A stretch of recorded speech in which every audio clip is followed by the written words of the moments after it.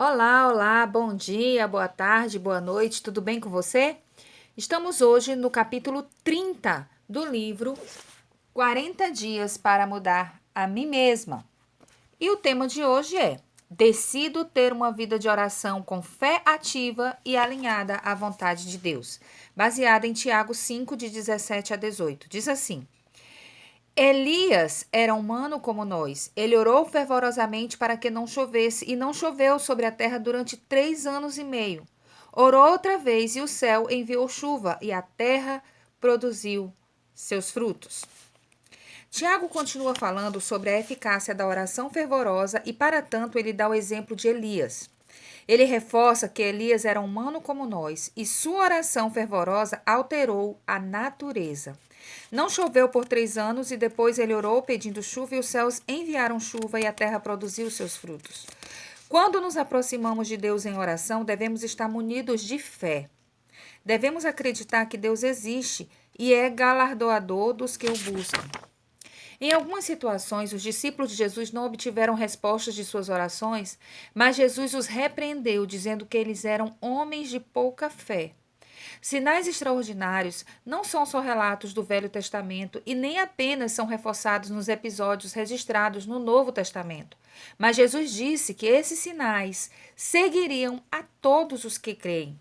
A oração que gera milagre, que interfere no tempo, que muda as circunstâncias com o propósito de glorificar o nome de Deus, é a oração que é feita por quem verdadeiramente crê. Decisão. Não preciso ser super-humana, preciso apenas ser como Elias e orar fervorosamente. Decido ter uma vida de oração significativa com respostas significativas por causa do Deus poderoso a quem eu recorro quando eu oro. Eu me comprometo a não subestimar os pedidos que tenho feito diante de Deus e a ser um instrumento que testifica a glória de Deus nas respostas que Ele me dá. Eu não quero mais viver uma vida ativa de oração passiva e sem propósitos. Escolho ter uma vida ativa de oração, ativada pela fé num Deus que pode todas as coisas. Eu reconheço a minha humanidade e limitação, mas jamais quero subestimar o poder de Deus quando me aproximo dele em oração. Eu me disponho a ser protagonista daquilo que Deus deseja fazer na terra. Minha fé está voltada para aquilo que Ele quer e pode fazer enquanto eu oro, e não direcionada ao meu desejo inconstante, egoísta e sem propósito eterno. A fé aliada à vontade de Deus sempre resultará na manifestação sobrenatural dele, me respondendo de maneira que todos o glorifiquem. Oração. Senhor, eu quero ter uma vida significativa de oração. Eu desejo muito orar com ousadia e fé e ver os frutos do que eu te peço, glorificando o teu nome. Sei que a minha fé não é maior do que o teu poder, mas é a manifestação interna daquilo que sei que tu és e podes fazer.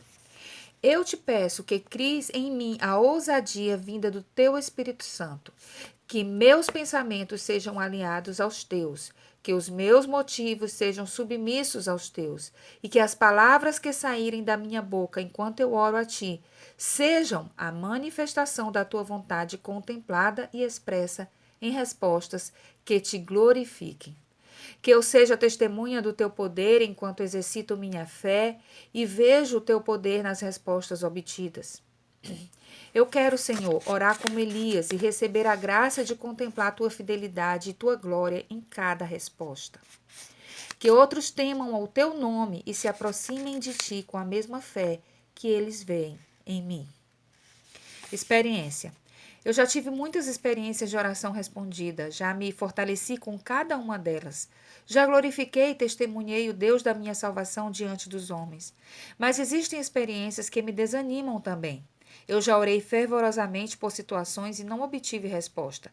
Já jejuei, fiz campanhas e nada do que pedi mudou. Geralmente os pedidos tinham a ver com a mudança que eu queria ver no outro, e isso esbarrava no livre-arbítrio. Seria quase que como estar orando pela conversão de Satanás. Ela não vai acontecer, não importa quanta fé alguém tenha para orar por isso. Outras vezes orei para Deus resolver e solucionar algumas consequências de minhas próprias escolhas equivocadas.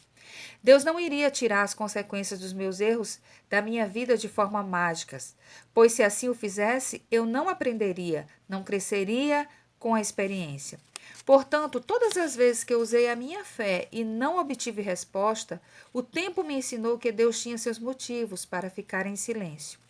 Outra situação que nos desanima é ver tantas pessoas mandando em Deus enquanto oram e recebendo respostas que não vêm dele, mas daquele que domina os reinos deste mundo. Oram e exercitam a fé diante de um Deus criado para realizar seus desejos corrompidos e egoístas.